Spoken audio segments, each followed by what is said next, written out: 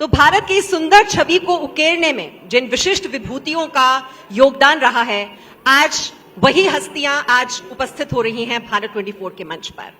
और मेरे लिए यह सौभाग्य की बात है कि आज भारत 24 के इस मंच को मैं साझा कर रही हूं सदाबहार अभिनेता, सुपरस्टार, और कौन से विशेषण मैं बोलूं यहां पर।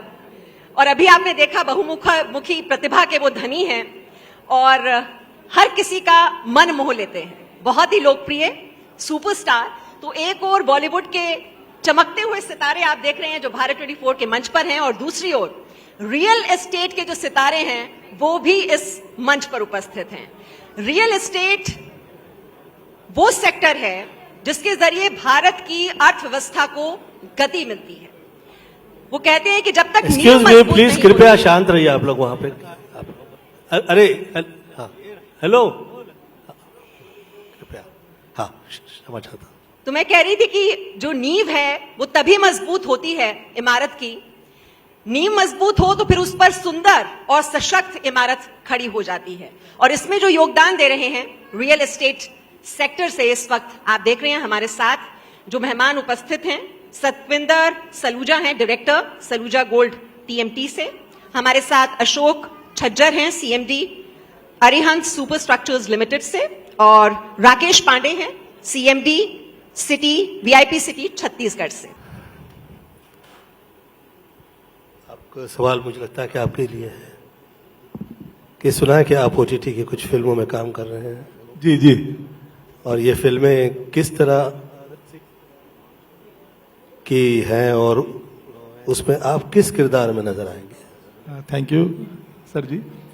एक्चुअली मैं रियल एस्टेट सेक्टर में हूँ। रियल एस्टेट में मैं काफ़ी समय से जुड़ा हूँ, पर मेरा जुड़ाव इंडस्ट्री से भी था। और जब बात निकली तो मैं बताऊं कि मैंने रोशन तेनाजी जी से एक्टिंग का भी कोर्स किया था, और अभी छत्तीसगढ़ से हूं मैं बेसिकली। छत्तीसगढ़ में हमारी जो सरकार काफ़ी अच्छा काम कर रही है। छत्तीसगढ़ की जो पॉलिसी है, फिल्म पॉलिसी, उसके ऊपर गवर्नमेंट काफ़ी गंभीरता से काम कर रही है, और उसकी वजह से छत्तीसगढ़ को एक अच्छा प्लेटफॉर्म मिलेगा। उस बात को ध्यान में रखते हुए कुछ चीज़ें, कुछ मेरे जो कॉन्टेक्ट थे उनका प्लान था कि बॉम्बे से वो छत्तीसगढ़ आए और उन्होंने इस तरह की मूवी और ओटीटी पे काम करने का प्लान किया। जब उन्होंने मुझे बताया तो मुझे लगा एक बहुत अच्छा प्लेटफॉर्म है कि छत्तीसगढ़ के सारे इम्पोर्टेंट जो स्पॉट्स हैं उनको हम, जो ऐसी जगह जहाँ पे शूटिंग की जा सकती है, ऐसी लोकेशन है, उसको हम नेशनल और इंटरनेशनल लेवल पे ले जा सकें। तो उसके तहत मैंने उनसे बातचीत की और फिर एक सिलसिला बना और एक ओटीटी सीरीज वहाँ पे अभी शूट हुई है, जिसमें काफ़ी हिंदी के, बॉम्बे के काफ़ी बड़े बड़े आर्टिस्ट भी काम कर रहे हैं। उसमें 70% आर्टिस्ट छत्तीसगढ़ के भी हैं, तो उससे छत्तीसगढ़ के आर्टिस्ट को भी काम मिलेगा। और हमने कोशिश की वहाँ के जो लोग हैं जो इस फील्ड में काम करना चाहते हैं एज ए टेक्नीशियन, उनको भी काम मिलेगा।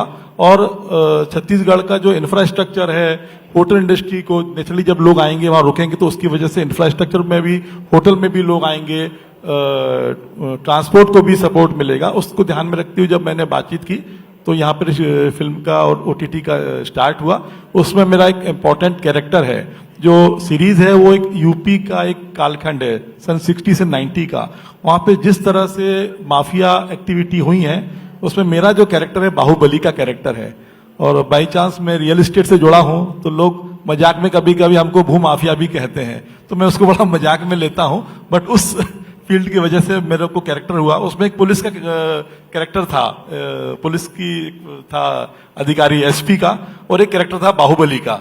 तो मेरा इंटरेस्ट बाहुबली में था, तो मैंने जब ऑडिशन दिया तो उनको पसंद आया, और उसके बाद से तो मेरा गेटअप भी थोड़ा चेंज हुआ है। जो मुझे और जो चीजें आई है मुझे, उसकी वजह से एक चेंज भी आया। उसमें मैं कैरेक्टर कर रहा हूँ वो वहाँ के जितने भी 20-25 साल का जो यूपी के क्रिमिनल्स हैं, और उसमें कुछ छत्तीसगढ़ के भी, उनके द्वारा किए गए अपराध, उसको हम एक्सपोज कर रहे हैं। और लेकिन ये अच्छी बात है कि अब उस तरह की घटनाएं हिंदुस्तान में नहीं हो रही हैं। अब पूरा परिवर्तन आ चुका है, कानून व्यवस्था हर जगह की बदल रही है, बेहतर हो रही है। तो मेरा इंटरेस्ट बेसिकली छत्तीसगढ़ को नेशनल और इंटरनेशनल लेवल पे ले जाने की मंशा थी, उसके तहत ये सिलसिला चालू हुआ है। तो बहुत अच्छा लगा आपके साथ ये आपके ये वचन, और खासतौर पर मैं धन्यवाद दूंगा आदरणीय जगदीश चंद्र जी का और जिज्ञासा जी का कि ये इस मंच पे ऐसी आप लोगों की समक्ष में उपस्थिति आई। मैं वाकई धन्यवाद देता हूं इस मंच का, बहुत अच्छा लगा। Rakesh Pandey ji, real estate sector में क्या योजना लाई जानी चाहिए जो राष्ट्र हित में हो? मैं इतने साल से रियल एस्टेट हूँ, मुझे लगता है कि बहुत बड़ा गवर्नमेंट लैंड पे जो प्रबंधन है, भूमि का प्रबंधन जिसे कहना चाहिए, उस पर नए सिरे से काम करना चाहिए। आज हम देखते हैं कि जब भी आबादी बढ़ रही है, इंफ्रास्ट्रक्चर के लिए नए लैंड, नए शहर, स्मार्ट सिटी, इस तरह के प्रोजेक्ट पे काम कर रहा है, लैंड गवर्नमेंट एक्वायर कर रही है।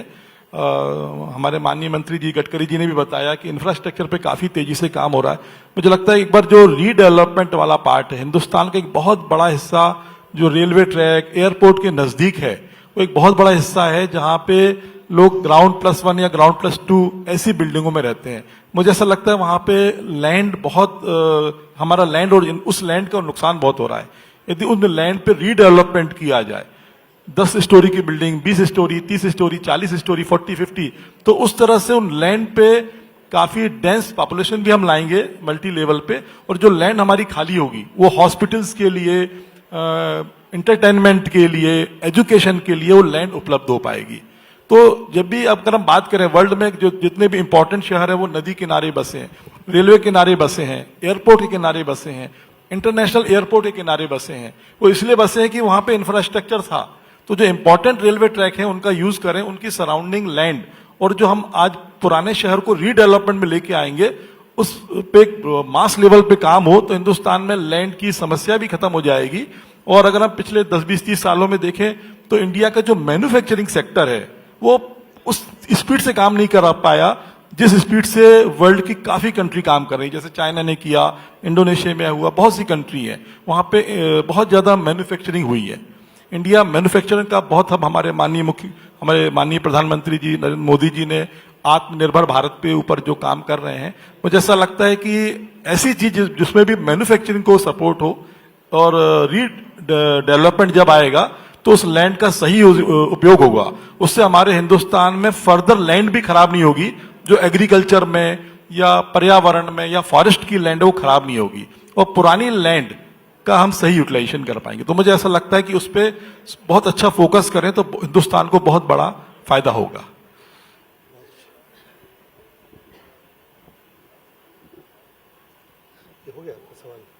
हाँ, आप गोविंदा जी पूछिए। नेक्स्ट जन उद्यमियों को आप क्या संदेश देना चाहेंगे? नेक्स्ट जनरेशन में जो उद्यमी है उन्हें आप क्या संदेश देना चाहेंगे? मैं चाहूंगा कि हिंदुस्तान में मैन्युफैक्चरिंग पे बहुत बड़ा फोकस है। पूरे हिंदुस्तान में जो हमारा एजुकेशन सिस्टम है, उसकी वजह से बहुत बड़ा, एजुकेशन के बाद लोगों को जॉब नहीं मिल रहा, काम नहीं मिल रहा। मैन्युफैक्चरिंग सेक्टर में अगर प्रमोट किया जाए तो हमारा जो टैलेंट पूरे विश्व में जा रहा है वो हमारे यहाँ यूज हो, हमारे यहाँ मैन्युफैक्चरिंग में काम आए। और एजुकेशन सिस्टम अगर और इम्प्रूव होता है तो हमारा, अगर हम देखेंगे पूरे वर्ल्ड में हमारे यहाँ के बच्चे पढ़ने जाते हैं, चाइना जाते हैं, अभी यूक्रेन गए, यूक्रेन का आपने एग्जाम्पल देखा, बच्चे वापस भी आए जो भी परिस्थितियां हुई।